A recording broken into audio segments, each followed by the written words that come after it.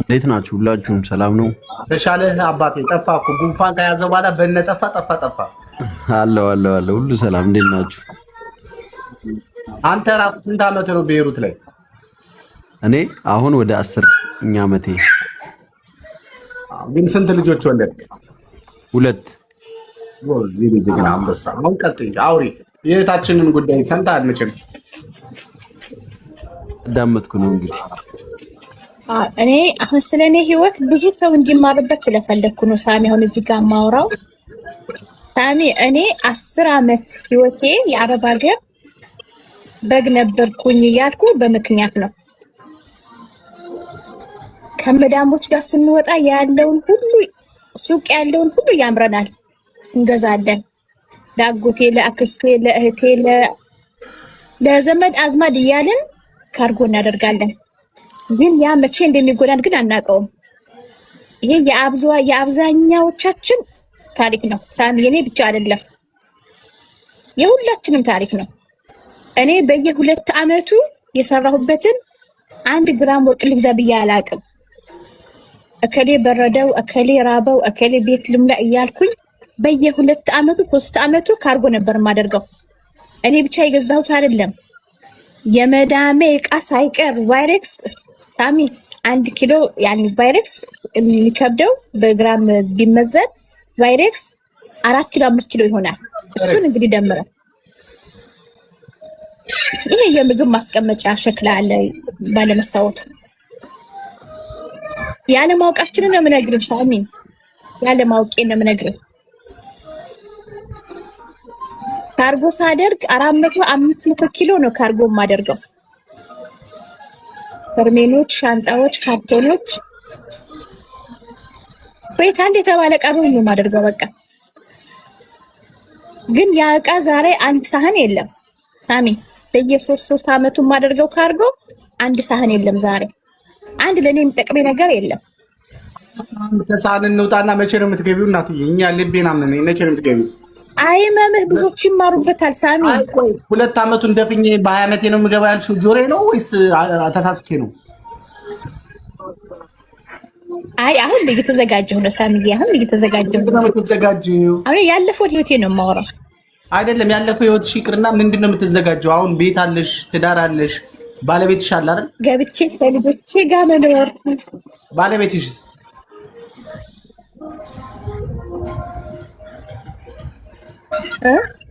ባለቤት ምን አልከኝ ሳሚ? ባለቤትሽስ?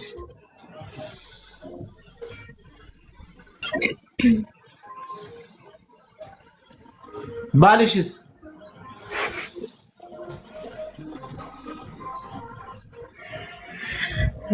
የባል ነገር ሲሆን አይተሰማም።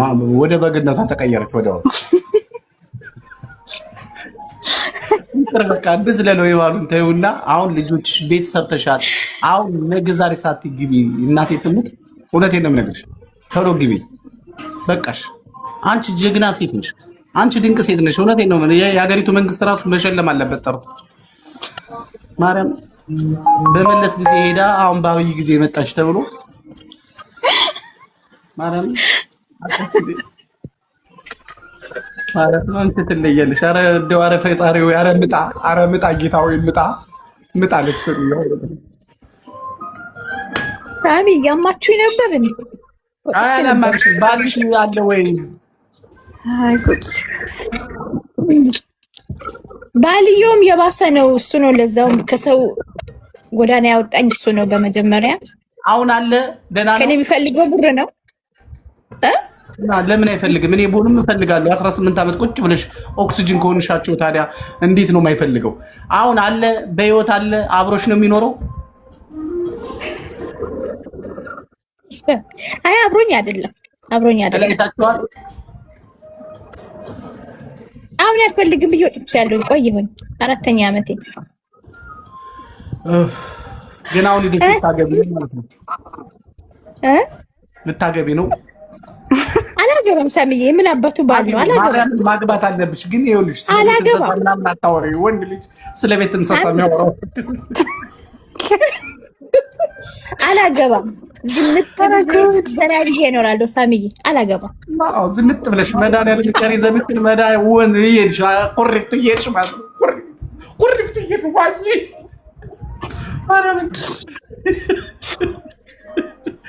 ሰቤት ማለምሽን ነው ማየት ያለብሽ። የምን አባቱ ሻመታት ዘንጥ ምንድነው አመዘንጭው? እስቲ ነገር ይታይ አሁን ቆይ እንደው ዘንጥ ስትይ እኮ ሰው መጥቶ ጠጋ ማለት አይቀርም። የዘነጠ ይወዳል ህዝቡ። ሳሚዬ አሁን ምን እንደማረስብ ታውቃለህ? የዘነጥኩ በየቤታቸው መዞር ኮራ ማለት ዘና ማለት ምን ወደ የቤቱ መዞር ቤት ቁጥሬ ነው። አዎ ትናንትና የቀበሩኝ ሰዎች ድጋሚ እንድቀብራቸው ማለት ነው። ምንድን ነው የምትቀብሪያቸው? አንቺ ለብሰሽ የአረብ ሀገር ልብስ ለብሰሽ ነው የምትቀብሪያቸው? አትሳሳቸው።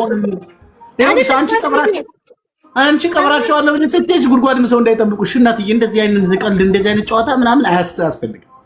አይ ሳሚ እውነቱ ስነግርህ ተሽዬ ተገኝቼ ሳሚ ተሽዬ ተገኝቼ አሳያቸዋለሁ። እና ካላዩሽ ሳያዩሽ ሄዱት ሁሉ ይሁን እያልሽ መቼም አጠራቸው ማለት ነገር እንዳታመጭ ብዬ እኮ ነው። ሳሚ አይ ፈታ ዳርግ ብዬ ነው ሳሚዬ። ኑርልን እውነት እኔ እድሜ ለአንተ እውነቴን ነው ወላሂ።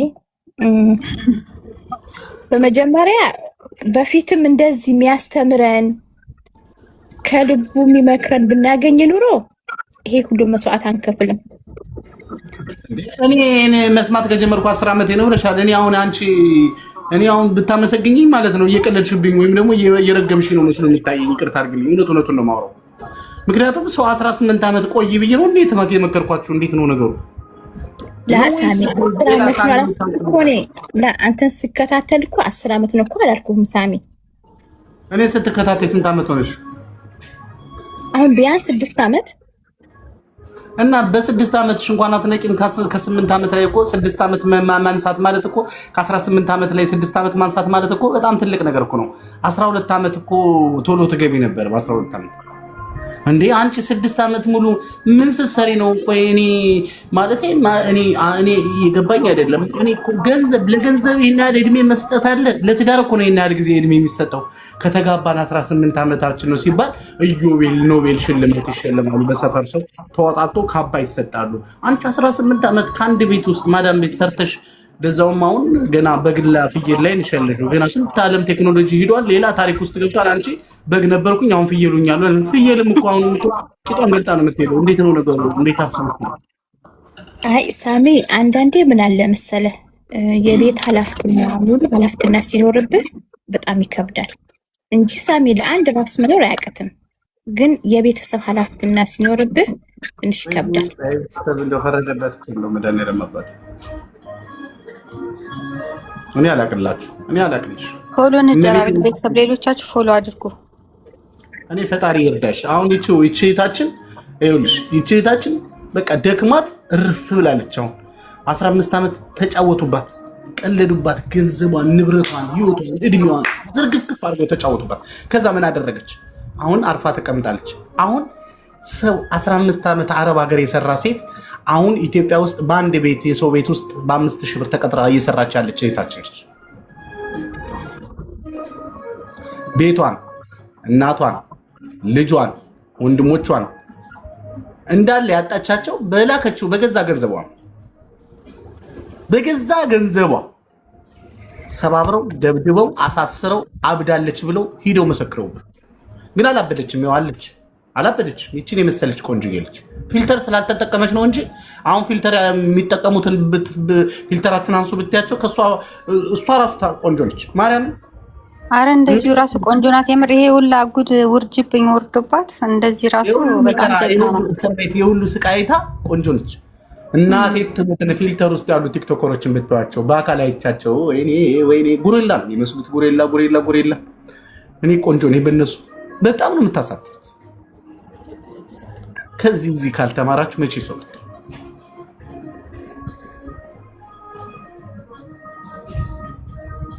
መቼ ነው ሰው ነው? አሁን እቺ የ15 ዓመቷ በሰው ሀገር ተሰቃይታ ንብረቷን ሁሉ አታ ቤተሰቦቿ እናቷ የ65 ዓመት እናቷ ተንኳተው ሄደው ፖሊስ ጣቢያ እብድ ነች እንዳታመጡብኝ ወደ ቤቴ ብለው ያባረሩ የወለደችው ልጅ ብር እኔ እንኳን የዛሬ 6 ዓመት አስታውሳኝ ልብስ ይዤለት ይጃለሁ ለልጇ። ይሄው ራሷን የነገረች ዛሬ የት ነው ያለችው? ህይወታችን እንዴት ነው በህይወታችሁ ላይ የምትቀልዱት? የእሷ አለበቃል ብሎ ደግሞ አሁን አንዷ መታ እዚህ 18 ዓመት ከሰው ቤት አንድ ቤት ውስጥ አልወጣ ሰርቻለሁ ብላን እርፋለች። አሁን በቃ እኛ ራሳችንን አረጋጋች። 18 ዓመት ይገርማል እንዴ? 20 እና 33 ዓመት እኔ ሳውዲ ላይ አግኝቻቸዋለሁ። 33 ዓመት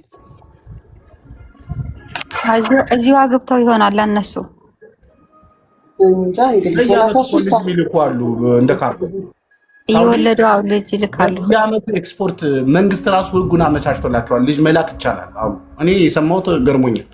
በየዓመቱ ልጅ ኤክስፖርት የሚያደርጉ አሉ ወደ የክፍለ ሀገሩ። ከዛ አንዱ ግማሹ እዚህ በላይ ነጭ ነው፣ ከዚህ በላይ ቀይ ነው። እዛ ሄዶ ከልጆች ጋር አይስማማም። ብታይ መጨረሻ ብታይ ተንኮለኛ ነገር አይደለም። ኧረ ተው ሳሚ፣ ምን እሺ ነው? ተው እንጂ ሳሚ። እና ከሚያርጡ አይሻልም? አይ እንደዛ ሳይሆን እንደዛ ብታይ አንተ በክብር ነው እንደዚህ ከዛ ኤክስፖርት የሚያደርጉት ነው። እንዴት አመሻችሁ? ሌሊ እንዴት ነሽ? አለን እግዚአብሔር ይመስገን። ሳውዲዎች የልጅ ሀብታሞች ናቸው እና አደንቅላቸዋለሁ። ልጅ ጥሩ ነው፣ ጤና ካለ ልጅ ጥሩ ነው፣ ትልቅ ነገር ነው። እና የምታሳድጊው ልጅ ነው ግን መውለድ ያለብሽ አይደል? ከሁሉም በላይ ቢሊየነር ብትሆኑም ብንሆንም ልጅ ከሌለ ከንቱ ነው። ምንም ነገር ድምቀት የለውም ማለት ነው።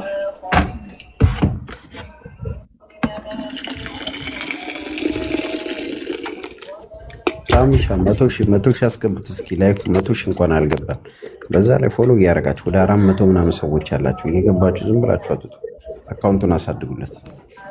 አሪፍ አይዲያ እየተነሳ ነው። ደስ ይላል። እንደዚህ ነው እንግዲህ የናፈቀን እያሉ ሁሉ።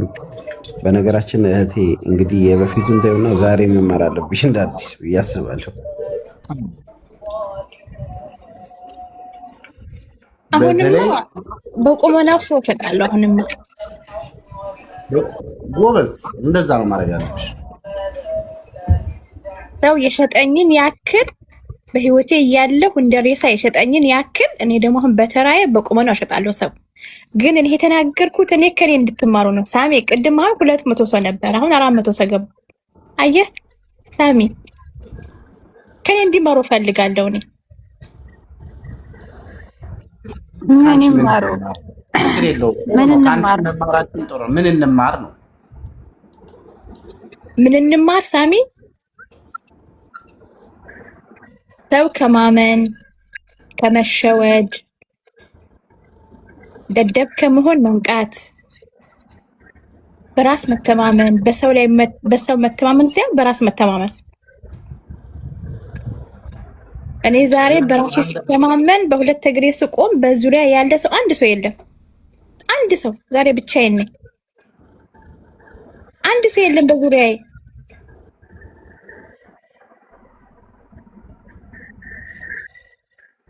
ቆይ ልጆችሽ ምን ያህል ዓመታቸው ናቸው? አልሐምዱሊላህ ልጆቼ አንዱ ትልቅ ነው፣ አንዱ ትንሽ ነው። ትልቁ ስንት ዓመቱ ነው? አብሮን ያደግነው 18 ዓመቱ ነው። 18 ዓመቱ ነው። እና እንደው እሱ እንኳን ተይ ነይ በቃሽ እንደ አንቺ ነይ አይልሽም? ይላል ሳሚ ይላል። ቆይ ምንድን ነው የምትጠብቂው? ቆይ ታዲያ ሳሚ ቅድም እንደነገርኩ አንደኛ ያለማወቅ ብዙ ዋጋ ያስከፍለናል። በቃ እሱን እኮ ነገርሽን። አሁን ምን እየጠበቅሽ ነው? ሁለት ደግሞ ካወቅክ በኋላ የራስህ የሆነ ነገር ያስፈልግሃል። በቃ ያ ነው ነገ የሰው እጅ የማታይበት የራስህ ነገር ያስፈልግሃል። በቃ ያ ነው።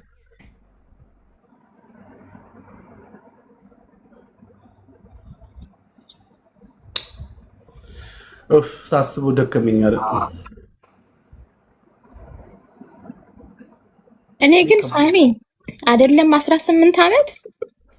አሁን እኔ 4 ዓመት ራሱ ሲሰራው አይመስለኝም። 4 ዓመት ራሱ ሲሰራው አይመስለኝም። ምንድን ነው የተገጠመልሽ? እናትዬ ደህና ነሽ? ግን ሊሽ አለሽ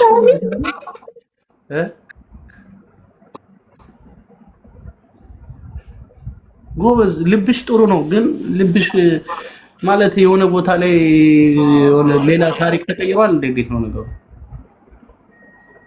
እናንተ ሰዎች እኛ ያለን ግን እኛ ነን ያለነው፣ እሷን ያለችው ራሴ ፈርቻ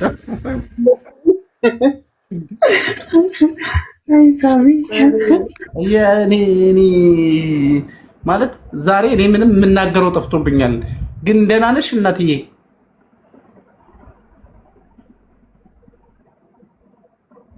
ወይ ተሳስቼ ሌላ ቤት ነው እንደ ገባሁት? የኔ ቤት አይደለም እንዴ? እንዳንተ ቼክ ላድርገው እስኪ፣ ፕሮፋይል ቼክ ላድርገው። ጎበዝ፣ ምንድን ነው እያየን ያለ ነው? ልጅቷ አውርታልም ትላለች። በስመ አብ። ሰው ነሽ ግን ደህና ነሽ አለሽ? ታወራናለም ትላለች። በስመ አብ ወወልድ ወመንፈስ ቅዱስ። 18 ዓመቱ አልገባኝ ብሏል። ጭራሽ ስትጠፋ ደግሞ እንደነግጣለሁ። ኢየሱስ ክርስቶስ የተወጋ ይሁን።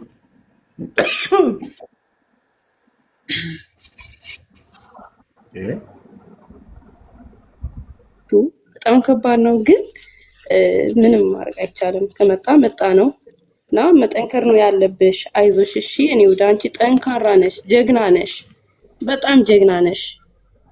አይዞሽ በርቺ። እኮ ሰምታን ዛሬ ልጅቷ ከኩዌት ሜዳ አትርፈናታል። አሁን በሀገሯ ሰላሟን ምን ብዙ ነገር አትፈልግም። በቃ በትንሹ አሁን የሚያስፈልጋት አይምሯን ማስተካከል፣ ቤተክርስቲያኗን መሳለም፣ ጸበሏን እየጠጣች ስራዋን እየሰራች፣ ከዛ ደግሞ በተሻለ መልኩ ደግሞ ቲክቶኳ እያደገላት ነው። ቲክቶክሽ ሲያድግ ደግሞ የሆነ ከአንቺ ተሞክሮ ማዳም ቤት ልጁ እንዴት እንደሚያያዝ፣ ስልክና ልጅ እንዴት እንደማይገናኝ እሱን ማስተማር ይቻላል። ከፈለግሽ በምግብ ስራ ሰውን አንቺም የሚጣፍጥ ምግብ እየሰራሽ በዛው እየበላሽ እንዳትወፍሪ፣ በዛው እየበላሽ በዛው ማስተዋወቅ፣ ማማንም በደንብ ማጉረስ። ትንሽ ነገር ነው የሚበቃው። ቲክቶክ ትንሽ ነገር የሚበቃው። ቲክቶክ መስራት፣ ዩቱብ ክፈቺ፣ ከዛ ራስሽን አስተካክሊ እንጂ አሁን ተመልሰሽ በ15 ዓመትሽ አረብ ሀገር ልምጣ ብትይ ኩዌት ደግሞ ማለት ነው መተሽ ማለት ነው የሆነ ነገር አለው አሉ። ኩዌት አይለቅም አሉ። ኩዌት ገንዘቡ ጥሩ ነው እያሉ የአረብ ሀገር እህቶቻችን ከኩዌት መውጣት ሁሉ አይፈልጉም። መውጣት በስማ እውነት እኮ ነው። እሷ አሁን ልጅቷ 18 ዓመት የምትለው 20 22 23 ዓመት የተቀመጠ አለ ኩዌት ላይ ገንዘቡ ተስማምቷቸው እና ከባድ አትወርድባትም። ሳሚዬ 10 ዓመት ለቤተሰብ ኖረች፣ ካዷት። እንደኔ መታ ጨረቃ ላይ አልወደቀችም። ስራ ሰርታ ጀስት የሆነ ነገር ሰርታ ለመግባት ነው። ገባ?